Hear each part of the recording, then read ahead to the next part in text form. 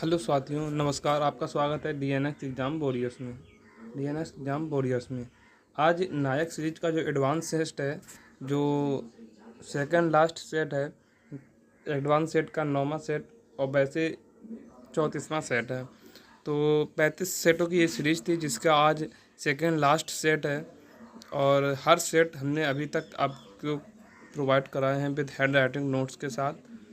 और ये जो सेट है ये भी आपको मिलेगा free of cost hand writing notes के साथ। और आप इसका रिवीजन करना ना भूलें। अगर आपने इससे पहले के प्रैक्टिस सेटों का रिवीजन नहीं किया है तो इसको कंप्लीट करने के साथ साथ आप एक एक करके उनको भी कंप्लीट करिए, क्योंकि ये प्रैक्टिस सेट आपके 2024 में होने वाले हर एग्ज़ाम के लिए सफिशिएंट है। तो बिना किसी देरी के शुरू करते हैं, जिसका पहला क्वेश्चन है शिवमणि का संबंध किससे है। तो शिवमणि का संबंध ड्रम और ऑक्सटेबेन से है। और ड्रम से एक मंजूनाथ एस का संबंध भी आप कभी मत भूलना। वॉयलिन से बीजी जोग को आप कभी मत भूलना। शहनाई वादक लोकेश आनंद हुए। सरोद वादक हाफिज अली खान हुए। अगर पूछा जाए आपसे बस्तर दशहरा कहाँ मनाया जाता है, तो छत्तीसगढ़ में मनाया जाता है। और ये बस्तर दशहरा 75 डेज का त्यौहार है और दुनिया में सबसे लंबा चलने वाला त्यौहार है। कौन सा? बस्तर दशहरा। कुल्लू दशहरा कहाँ मनाया जाता है, तो हिमाचल प्रदेश में लगभग 10 डेज का त्यौहार है। मैसूर दशहरा, जिसे नदब्बा भी कहा जाता है, ये कर्नाटक में मनाया जाता है। अगर बात की जाए कुलसाई कुलसाई दशहरा, जो ये कहाँ, ये तमिलनाडु में मनाया जाता है। अगर तीसरा क्वेश्चन है शहीदी सभा त्यौहार कहाँ मनाया जाता है, तो पंजाब में मनाया जाता है। अगर बात की जाए चिरागनम मेला या माघी या टीका, ये कहाँ के हैं, तो ये पंजाब के हैं। और जो शहीदी सभा है ये कब, तो दिसंबर में आयोजित होती है। 3 दिनों का त्यौहार है। चौथा क्वेश्चन है कौन सा उत्सव तमिलनाडु में प्रमुख रूप से मनाई जाने वाली देवी मीनाक्षी के विवाह से संबंधित है, तो चिरीथरई, जो कि त्योहारों के नगर मैसूर में मदुरई में मनाया जाता है। अगर बात की जाए पोराग कहाँ मनाया जाता है, तो पोराग असम में मनाया जाता है। ये 5 डेज का त्यौहार है। माधवी मुदगल का संबंध किससे है, तो ये ओडिसी से संबंधित है। शाश्वती सेन का संबंध कथक से है। नंदिनी सिंह किससे संबंधित है, तो ये भी कथक से संबंधित है। राधा रेड्डी, जो पूड़ी है वो अभी कच्ची है, तो राधा रेड्डी कुचिपुड़ी। कप्तान रूप सिंह का संबंध किससे है, तो कप्तान रूप सिंह का संबंध हॉकी से है। इन्होंने 1932 के जो ओलंपिक हुए थे, इसमें 13 गोल अकेले ही किए थे। कप्तान रूप सिंह स्टेडियम कहाँ है, तो ग्वालियर में है। और ये वही ग्वालियर का मैदान है जहाँ पर सचिन ने अपने 100वां शतक पूरा किया था। किसके खिलाफ? दक्षिण अफ्रीका के खिलाफ। आगे देखते हैं प्रिंस ऑफ वेल्स कप, तो ये कहाँ, ये गोल्फ से संबंधित है। अगर अब बात करते हैं गोल्फ के अन्य कप की, जैसे बाकर कप हो गया, डनहिल कप हो गया, राइडर कप हो गया, आइजन कप हो गया, हार्वर्ड ट्रॉफी हो गई, सर्किट कप हो गया, ये किससे, तो ये गोल्फ से संबंधित हैं। 8वां क्वेश्चन है एशियन खेल 2023 में भारत की महिला क्रिकेट टीम ने फाइनल में किस टीम को हराकर स्वर्ण पदक जीता, तो श्रीलंका को हराकर स्वर्ण पदक जीता। अगर पूछा जाए आयोजन कहाँ हुआ था, तो एशियन गेम्स का आयोजन चीन में हुआ था। भारत की रैंक चौथी थी, जिसमें भारत ने 107 मेडल जीते थे, जिसमें 28 गोल्ड थे, 38 सिल्वर थे और 41 ब्रॉन्ज थे।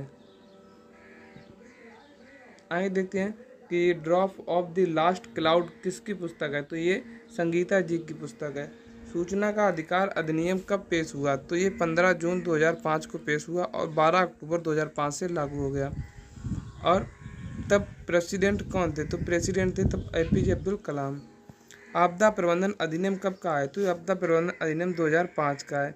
वन्य जीव संरक्षण अधिनियम कब का है, तो 1972 का है। वायु प्रदूषण रोकथाम एक्ट कब का है, तो 1981 का है। वन्य जीव संरक्षण एक्ट, अगर वन्य जीव संरक्षण एक्ट की बात की जाए तो ये 1972 है। और केवल वन्य संरक्षण एक्ट की बात की जाए तो ये 1980 का है। पर्यावरण संरक्षण 1986 का है। जैव विविधता एक्ट कब का है, 2002 का है। शिक्षा का अधिकार एक्ट यानी कि राइट टू एजुकेशन कब का है, तो ये 2009 का है।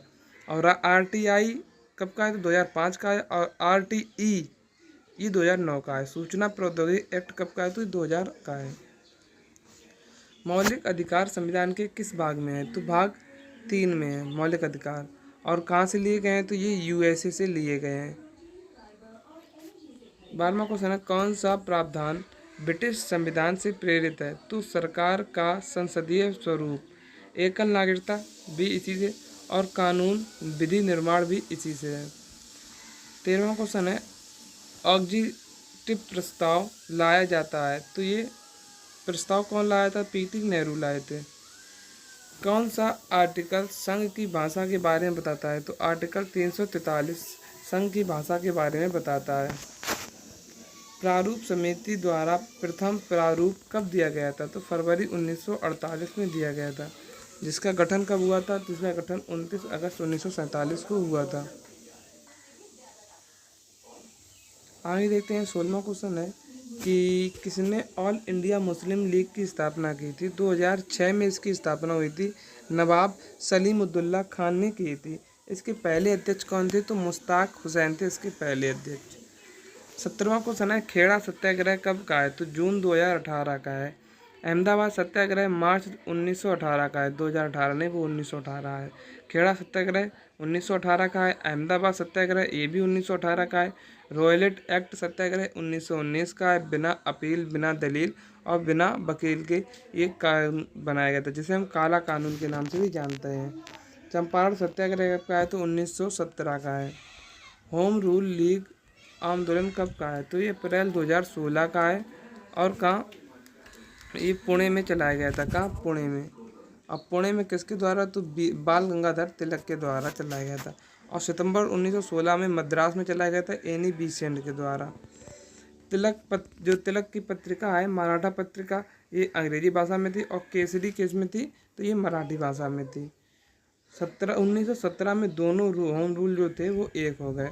और 1920 में अखिल भारतीय होम रूल संघ की स्थापना हुई, जिसके अध्यक्ष कौन बने? तो गांधी जी बने। और इन्होंने अपनी एक पुस्तक लिखी, इंडियन होम रूल, जिसे भारतीय हिंदी में कभी कभी पूछ लेता है, भारतीय गृह शासन किसकी पुस्तक है? तो गांधी जी की पुस्तक है।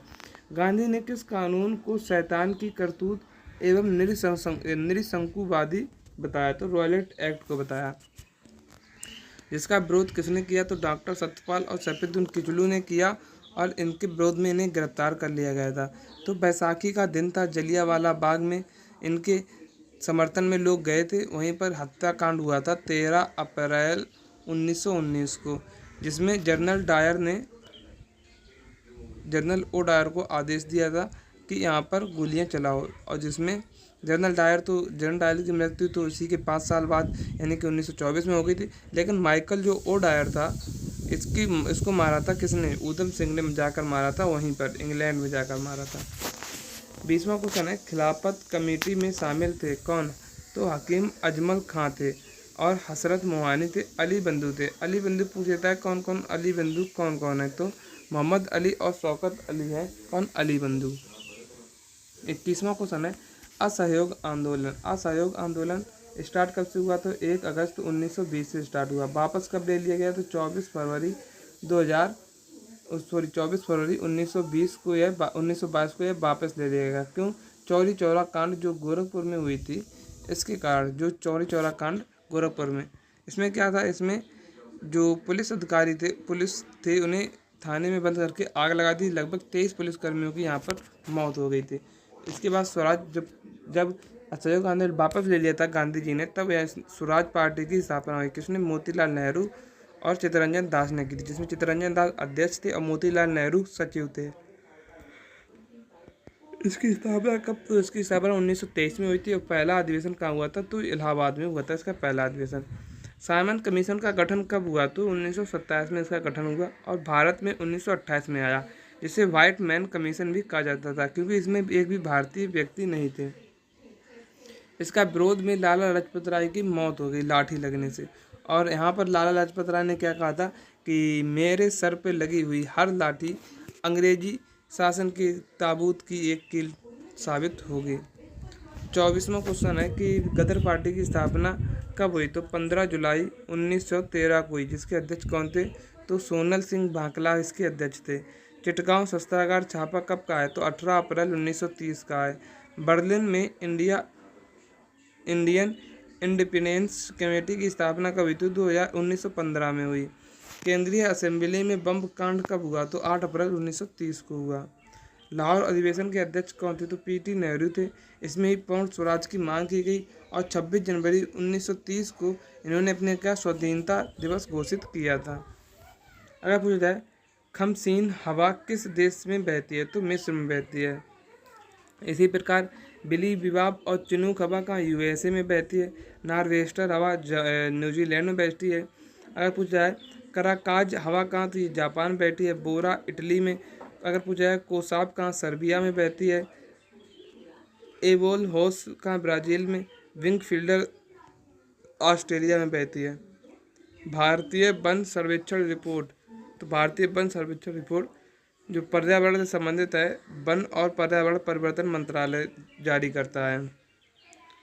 भारतीय वन्य जीव पर्यावरण 2000 वन्य जीव रिपोर्ट 2021 के अनुसार किस राज्य में पिछले 2 वर्षों में वन क्षेत्र में अधिकतम वृद्धि दर्ज की गई? तो आंध्र प्रदेश में की गई। सबसे अधिक प्रतिशत क्षेत्रफल वृद्धि किसने की? तो मिजोरम ने की। सर्वाधिक वनावरण प्रतिशत वृद्धि किसने की? तो वनावरण में तो तेलंगाना की। और कुल भारत में कुल एरिया का कितना? तो 21.7% पर वन पाए जाते हैं। 29वां क्वेश्चन है किस वन को मानसूनी वन के रूप में भी जाना जाता है? तो उष्णकटिबंधीय पर्णपाती वन को मानसूनी वन के रूप में भी जाना जाता है। 30वां क्वेश्चन है गिर राष्ट्रीय उद्यान से होकर कौन सी नदी बहती है? तो हिरन नदी बहती है। जिम कॉर्बेट से रामगंगा और सुंदरबन टाइगर रिजर्व से कौन? गंगा और ब्रह्मपुत्र बहती है। 31वां क्वेश्चन है बैंक नोट और चेक किस प्रकार के धन है? तो विश्वास आश्रित धन है। विश्वास आश्रित धन है।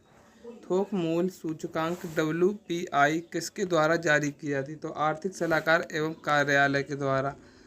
इसकी रिपोर्ट कब से आती है? तो मतलब आधार क्या है? तो आधार वर्ष है 2011-12। भारत में FDI की शुरुआत कब हुई? तो 1991 में हुई। विनियमित फेमा एक्ट आया था इसी के लिए।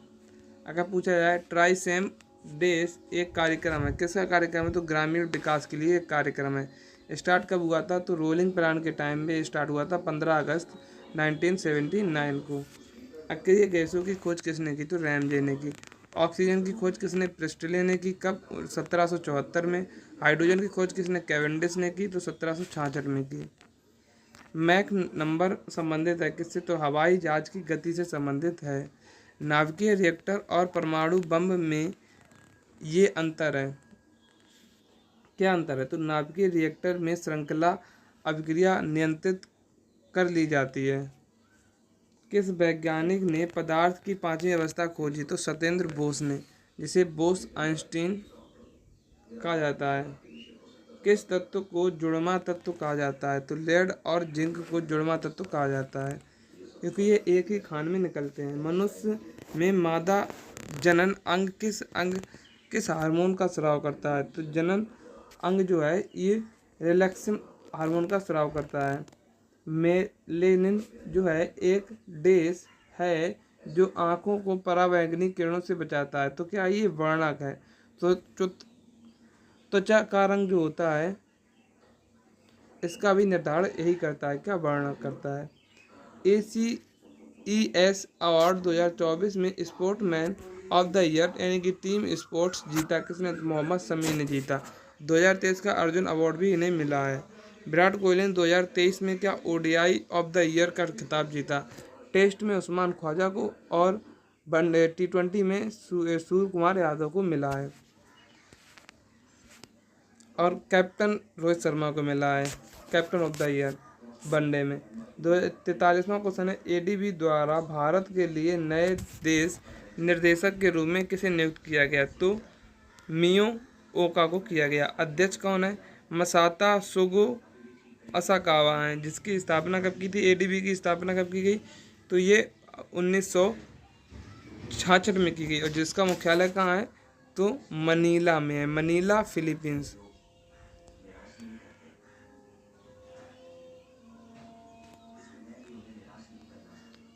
कौन सा यूरोपीय देश 2024 में पेरिस ओलंपिक के लिए डिजिटल सेरेन वीज़ा जारी करने वाला देश बन गया? तो फ्रांस बन गया है। मिस वर्ल्ड 2024 का खिताब किसने जीता? तो क्रिस्टीन बिचकोवा ने जीता, जो चेक गणराज्य से संबंधित हैं। आयोजन कहाँ हुआ था? इसका आयोजन हुआ था मुंबई में।